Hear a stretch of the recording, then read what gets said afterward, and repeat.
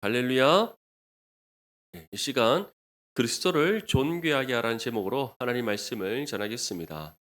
바울은 빌립보 교회를 생각할 때마다 하나님께 감사한다라고 고백했습니다. 바울이 빌립보 교회를 생각할 때마다 감사하는 이유는 두 가지였습니다. 첫 번째는 바로 그들이 하나님 앞에 복음의 사역을 힘써 감당했기 때문입니다.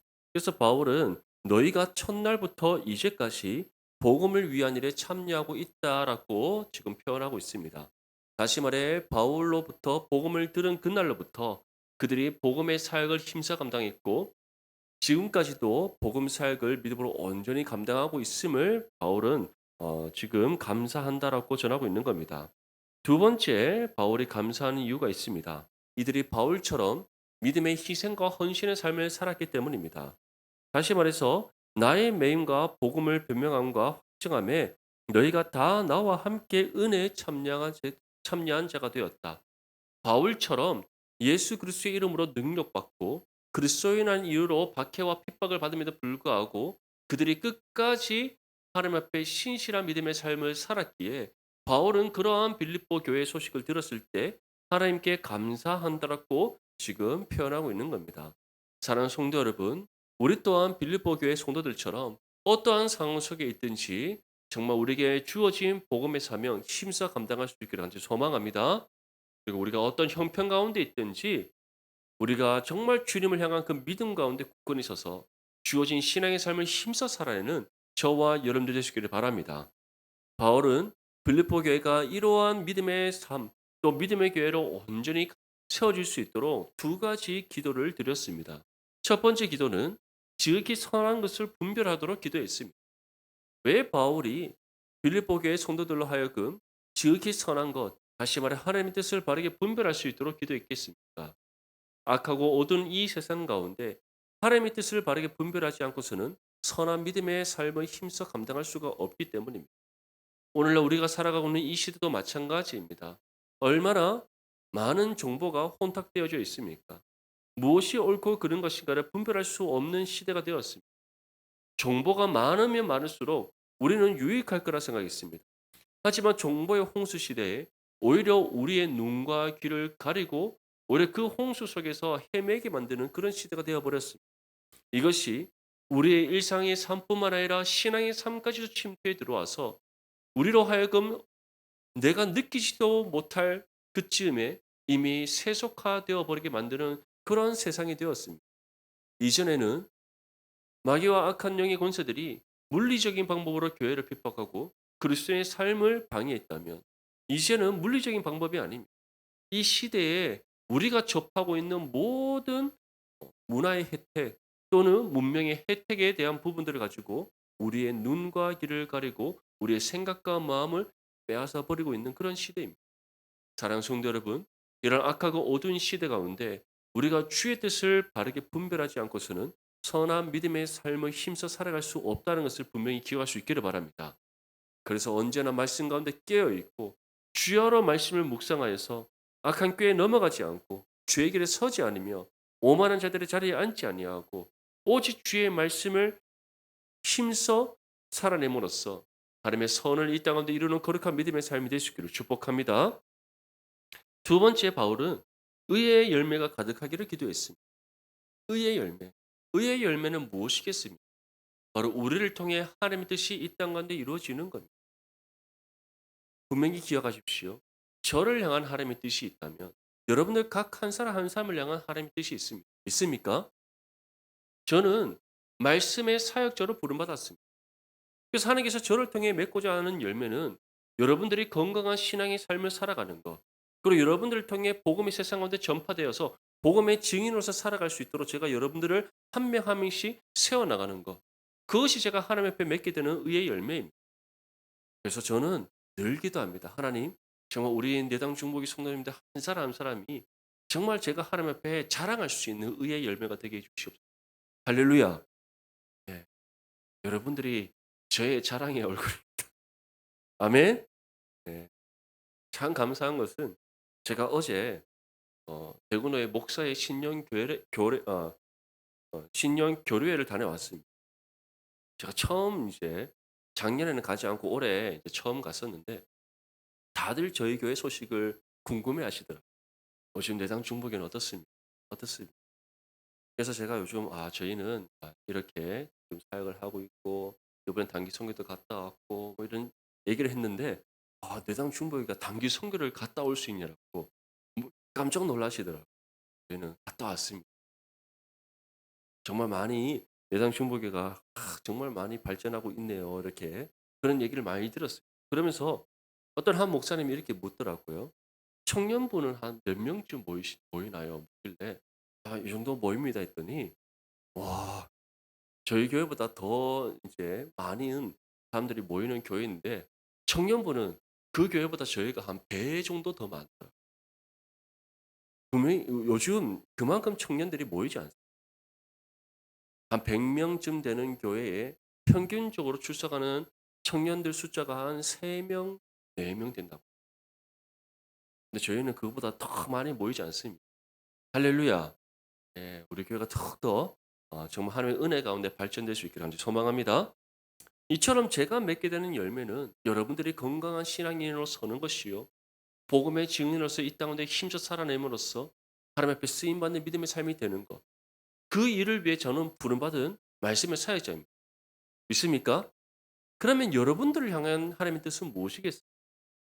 단순히 복음의 증인이 되는 것. 그것은 우리 모두가 함께 감당해야 될 그러한 사명이고 그러한 사명 가운데 구체적으로 하나님께서 우리를 통해 하시고자 하시는 일들이 있다는 거예요. 바울은 빌립보 교회 성도들을 향해서 의의 열매가 가득하기를 기도할 때 단순히 그냥 하나님의 은혜가 가득하고 충만하고 그것을 말한 것이 아니라 그 성도들 한 사람 한 사람을 향한 하나님의 계획하심을 따라 뜻이 이루어지기를 그는 기도했다는 거예요. 사랑하는 성도 여러분, 정말 저와 여러분들을 통해서 하나님의 의의 열매가 가득히 맺어 주시길 간절히 소망합니다. 이를 위해 우리 자신을 위해서 기도할 뿐만 아니라 우리 한 몸이는 지체들을 위해서 또 우리 내당 중보교회를 위해서 함께 기도하는 저와 여러분들 되시길 간절히 소망합니다. 우리 이어서 본문 12절에서 14절 말씀 함께 읽겠습니다. 시작. 형제들아 내가 당한 일이 보- 복음 전파에 진전이 된 줄을 너희가 알기를 원하노라. 이러므로 나의 매임이 그리스도 안에서 모든 시위대 안과 그 밖의 모든 사람에게 나타났으니 형제 중 다수가 나의 매임으로 말미암아 주 안에서 신뢰함으로 겁없이 하나님의 말씀을 더욱 담대히 전하게 되었느니라. 아멘. 바울은 이어서 다음과 같이 전합니다. 형제들아, 내가 당한 일이 도리어 복음 전파의 진전이 된 줄을 너희가 알기를 원하노라. 바울이 당한 일이 무엇이겠습니까? 그리스도의 이름으로 능력받는 것이겠습니까? 물론 그것도 포함되지만 구체적으로 말한다면 바로 바울은 지금 로마의 감옥에 갇혀 있습니다.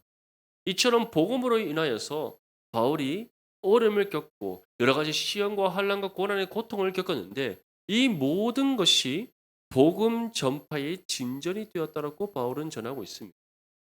바울이 예수 그리스도의 이름으로 능력받고 복음의 사명을 힘써 감당하며 이방인의 사도로서 그가 쓰임 받는 삶을 통하여 여러 많은 시험과 환난과 고난의 고통을 겪었는데 그 모든 것이 복음 전파의 진전이 되었다라고 표현하고 있습니다. 왜 그렇겠습니까?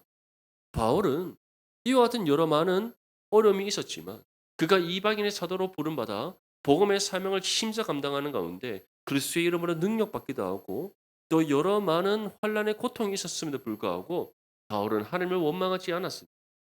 믿음으로 힘써 복음의 사역을 감당했습니다.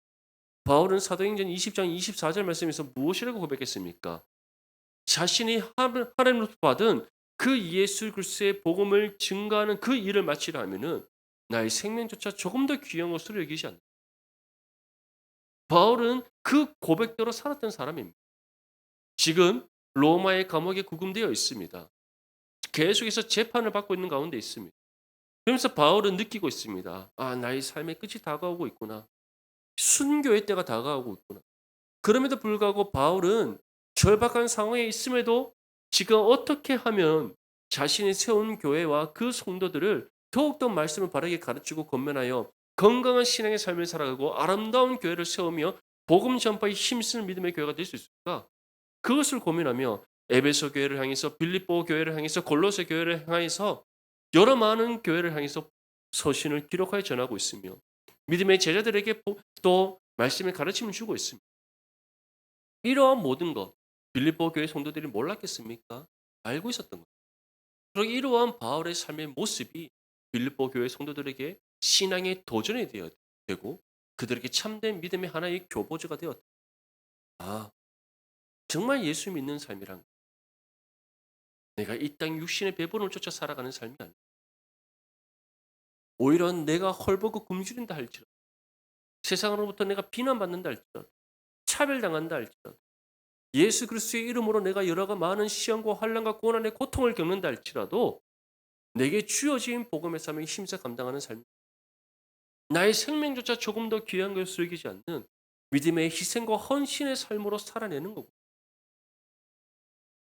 바울을 통해 빌립보 교회 성도들이 이 사실을 깨달았던 거예요. 그리고 이러한 모든 사실들이 그들에게 신앙의 도전이 되었고 바울의 삶이 그들의 신앙의 삶의 하나의 교보자가 되어서 그 바울의 삶을 본보다 늘 또한 복음을 위해 헌신하는 삶으로 나아갔던 겁니다. 그래서 바울이 이와 같이 고백합니다. 내가 당한 일이 내가 지금까지 예수 그리스도의 이름으로 능력받고 복음의 사역으로 인하여서 여러 많은 시험과 환난과 고난의 고통을 당하였던 이 모든 일들이 복음 전파의 진전이 되는 사랑하는 성도 여러분, 오늘날 우리는 이 시대에 그리스도인으로 살아가면서 얼마나 편합니까? 우리가 예수 믿는다고 해서 다른 사람들이 우리를 향해서 욕을 합니다. 비난을 합니다. 차별을 합니다. 얼마나 우리가 신앙생활하기 좋은 세상에서 살아가고 있습니다. 이 모든 환경을 허락하신 것도 하나님이심을 믿으시길 소망합니다. 그렇다면 이 은혜에 우리가 감격하며 기쁨으로 정말 복음의 씨를 뿌리는 삶을 살아가야 되지 않겠습니까? 오히려 더 감사함으로 믿음의 희생과 헌신으로 신앙의 삶을 살아가며 복음의 삶을 감당하며 마땅하지 않겠습니까? 한국교회 우리 믿음의 선진들은 우리와 다른 상황이 있었어요. 초대교회 우리 믿음의 선진들을 생각해 보십시오. 예수 믿는다고 호적에서 이름을 파버리는 일들이 많았지 않습니까? 저희 둘째 큰아버지께서는 정말 유교와 불교가 강한 집안에서 고등학교 때 처음으로 전도되어서 예수님을 믿었어요. 얼마나 많은 핍박이 있었는지 모르겠어요. 형제들로부터 비난받고 부모로부터 천대받고 내쫓김 당했어요. 거기서 그치지 않고 하나님 앞에 기도하며 서원하여 목회자로서 살아가고자 신학교로 진학하셨어요. 집안에 어느 누구도 도와준 적 없어요. 그럼에도 불구하고 이 가정을 구원하고자 기도해요. 복음을 힘써 전하셨습니다. 그 첫 열매가 바로 저희 가정이에요. 큰아버지께서 돌아가시고 난 뒤에 둘째 큰아버지가 돌아가시고 난 뒤에 다시 저희 집안은 제사를 드리기 시작했고 저희 가정 외의 모두가 옛 삶으로 돌아갔어요. 물론 둘째 큰아버지 살아계실 때도 아무도 예수 믿지 않았습니다. 저희 가정 외에는 아무도 믿지 않았어요. 그런데 안타깝게도 첫째 큰아버지와 셋째 큰아버지가 예수님 믿지 않고 돌아가셨습니다. 그리고 이제 가정 우리 큰 집에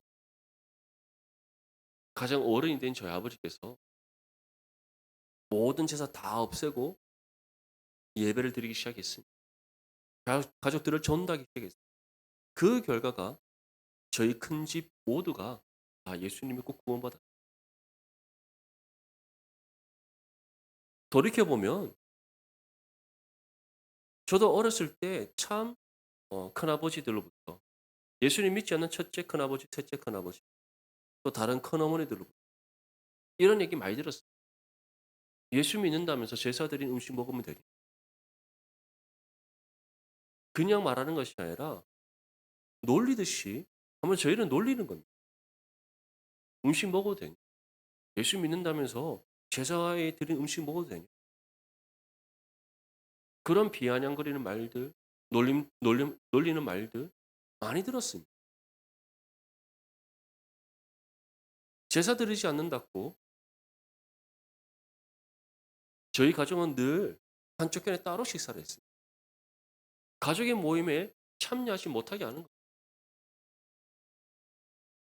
근데 그 모든 것들과 모든 상황 속에서도 끝까지 신앙을 지켜냈어요. 그 가운데 하나님께서 의의 열매를 맺게 하셨고 온 가족이 다 구원받고 함께 신앙의 삶을 살아가게 됩니다. 사랑하는 성도 여러분, 이처럼 고난받는 우리의 삶, 또 다른 누군가에게는 복음 전파의 진전이 될 수 있다는 것을 믿으시기를 바랍니다. 오늘날 우리가 정말 편한 좋은 환경 속에서 신앙생활을 할 수 있고 정말 편안하게 신앙생활을 할 수 있지만 각자가 느끼는 또 여러 많은 어려움들이 있을 수 있습니다. 예수 믿는다는 이유 하나만으로 직장에서 불평등한 일들을 당할 수 있어요. 근무에 있어서 괜히 교회 가지 못하도록 주일에 근무를 잡아준다. 아니면은 예수 믿는다는 이유 하나만으로 다른 사람들로부터 다른 어떤 눈총을 받을 수 있습니다. 하지만 그 모든 상황 속에서 우리가 끝까지 믿음을 지키며 힘써 신앙의 삶을 살아갈 때 그런 우리의 삶이 복음 전파의 진전을 이뤄내는 거룩한 삶이 될 수 있다는 것을 분명히 기억하시기를 바랍니다. 그래서 어떤 상황 속이든지 신앙 잃지 말고 믿음 굳게 붙잡고 세상과 타협하지 않고 우리에게 주어진 신앙의 삶을 힘써 살아낼 수 있기를 간절히 소망합니다. 그래서 바울은 이와 같이 우리에게 전합니다. 나의 매임이 그리스도 안에서 모든 시유대 안과 그 밖의 모든 사람에게 나타났다. 바울은 감옥에 있으면서도 복음을 전했던 사람입니다. 바울과 실라가 감옥에 처음 갇혔을 때 어떠한 일이 일어났습니까? 그들은 정말 매를 맞고 감옥에 갇혔는데 그 가운데서 하나님을 향하여 원망하는 것이 아니라 즐거이 기뻐하며 찬송을 불렀습니다. 그 가운데 어떤 일이 일어납니까? 닫혔던 모든 옥문이 다 열리고 그들의 모든 사슬이 다 풀려지는 놀라운 성령의 권능의 역사가 일어났습니다. 그때 그 감옥을 지키고 있던 간수가 모든 죄수들이 다 도망간 줄 알고 자살하려 죽으려 했어요. 그때 바울이 그를 말리면서 "우리 다 안에 있다. 걱정하지 마."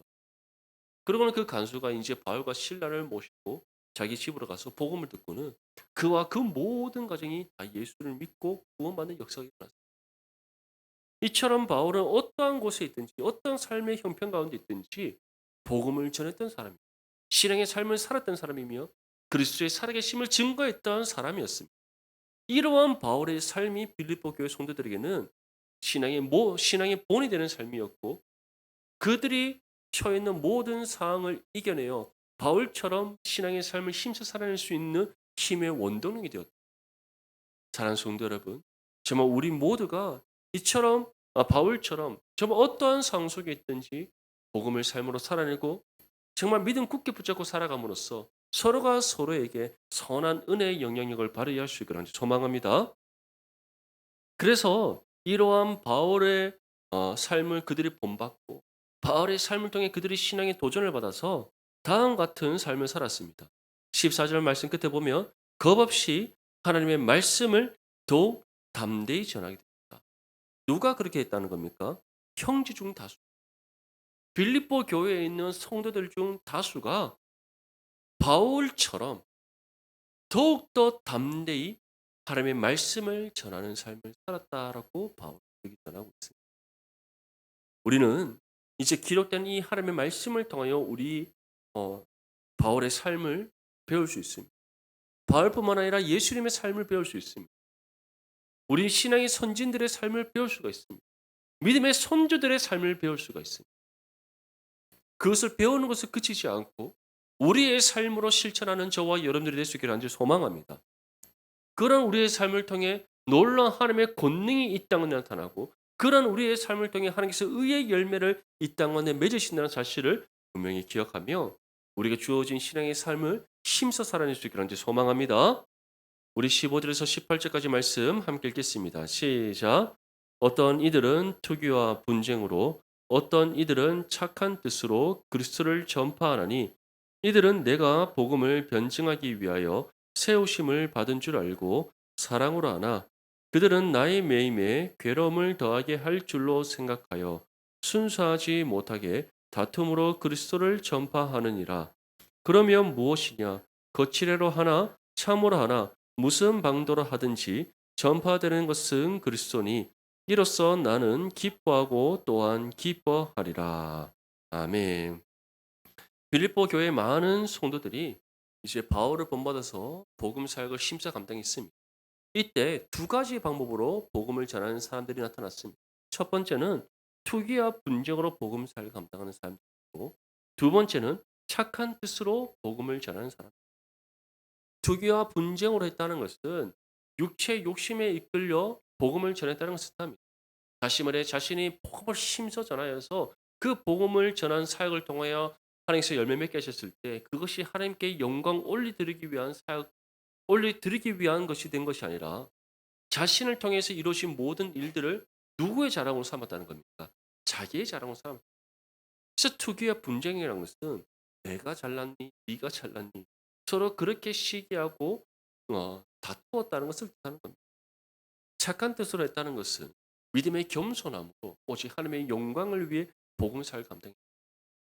사실 투기와 분쟁으로 다시 말해 자신을 통해 이루어진 많은 복음의 역사를 자기의 자랑으로 삼고자 열심을 다했던 사람, 그런 사람들 하나님 앞에 합당하게 복음 사역을 감당한 것입니까? 아닙니다. 그렇지 않은 것입니다. 자기의 자랑으로 삼았다는 것은 결국 육체의 욕심에 이끌려 복음 사역을 감당한 것이기 때문에 하나님 앞에 합당하지 않은 일입니다. 그럼에도 불구하고 바울은 투기와 분쟁으로 했든 착한 뜻으로 했든 이 둘 모두가 어떠한 일이 되었다라고 우리에게 전하고 있습니까? 바로 거칠어라 하나 참으로 하나 무슨 방도로 하든지 전파되는 것은 그리스도니 이로써 나는 기뻐하고 기뻐하리. 어떤 방법으로 하든 이 모든 일들이 그리스도를 전파하는 일이 되어서 하나님의 구원의 역사가 이루어지는 일이 되었기에 바울은 기뻐하고 기뻐한다라고 고백하고 있습니다. 물론 가장 좋은 것은 어떠한 것이겠습니까? 믿음의 겸손함으로 하나님의 선하신 뜻을 따라 복음사역을 감당하는 겁니다. 투기와 분쟁으로 하는 것은 결코 올바른 방법이 아닙니다. 하나님께서 원하시는 방법도 아닙니다. 왜냐하면 그것은 하나님의 영광을 가리는 일이기 때문입니다. 하지만 중요한 것은 그 모든 상황과 환경을 사용하셔서 복음의 역사를 이루시는 하나님이시라는 것을 믿을 수 있기를 소망합니다. 결국 사람이 중요한 것이 아닙니다. 무엇이 중요한 것입니까? 우리 가운데 역사하시는 하나님이 중요합니다. 그 하나님을 온전히 믿고 신뢰하며 정말 선하신 하나님의 뜻을 따라 믿음의 겸손함으로 복음을 전하는 저와 여러분들의 시간이 소망합니다.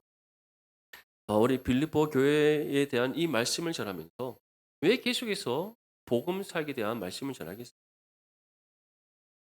결국 우리가 정말 진정으로 하나님의 뜻을 따라 살아가느냐 그렇지 않느냐, 우리가 하나님과 온전히 하나됨에 이뤄서 거룩한 신앙의 삶을 살아가느냐 살아가지 않느냐, 그것은 우리가 하나님 앞에 합당히 열매 맺느냐 열매 맺지 못하느냐에 따라서 결정되어지기 때문입니다.